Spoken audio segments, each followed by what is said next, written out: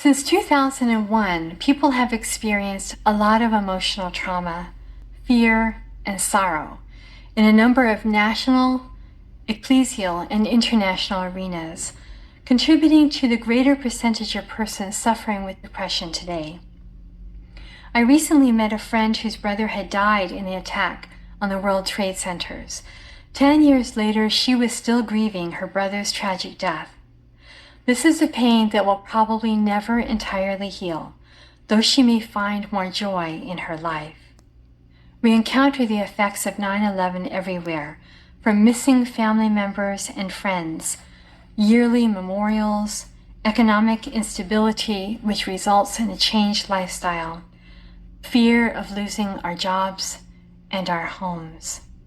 There are constant reminders that we are still in Iraq and Afghanistan, wars which began after the attack on the Twin Towers. Many have family members and neighbors whose lives have been disrupted by military service. Veterans of these wars have come home with lost limbs or PTSD. Many people in New York and Washington live with a heightened sense of fear and anger. Almost everyone viewed the collapse of the towers on television. And according to a study by the North Carolina's Research Triangle Institute, published in the August 2002 issue of the Journal of the American Medical Association, 10 million adults in the U.S. had a friend, family member, or co-worker killed or injured in the attacks.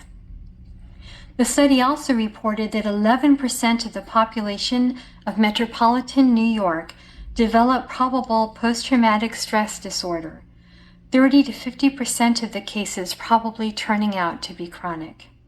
There is, according to the report, a 4% prevalence of probable PTSD as a whole in the country as a direct consequence of the attacks on the Twin Towers. We all live with a greater sense of anxiety, including lingering uncertainty over our safety, along with the impending possibility of terrorist attacks on planes, on subways, in buildings, virtually anywhere we are, as we have seen from anthrax-tainted letters to the shoe bomber, to constant warnings in subways and airports.